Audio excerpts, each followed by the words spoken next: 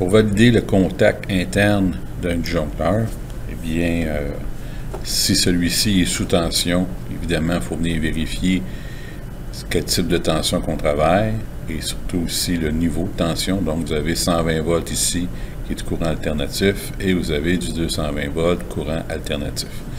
Alors, il n'est pas question ici de venir utiliser votre multimètre avec une fonction en continuité ou en onde, vous pourriez l'endommager.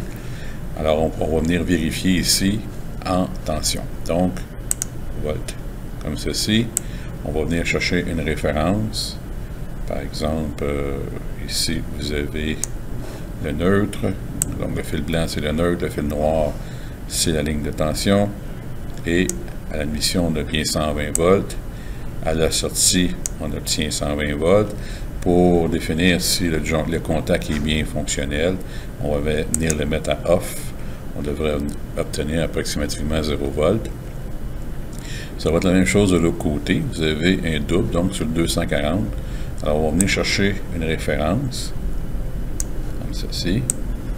Voilà. On obtient 220 volts. Vous avez 220 volts. 220 volts. Même chose de l'autre côté. On devrait obtenir une phase 220 volts. Donc, celui-ci semble endommagé sous tension. Mais en réalité, si on regarde ici, on est sur la même ligne. Donc, on doit changer de référence. Hop, et voilà, on obtient 220 volts. Alors, j'ai fait exprès de vous montrer que c'est facile de se mêler lorsqu'on fait des mesures.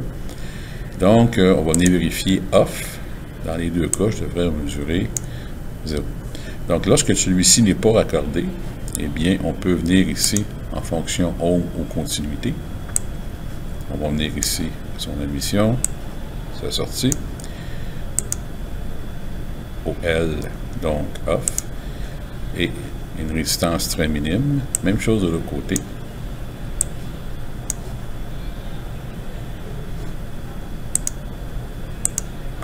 Il ne reste plus qu'un point à vérifier.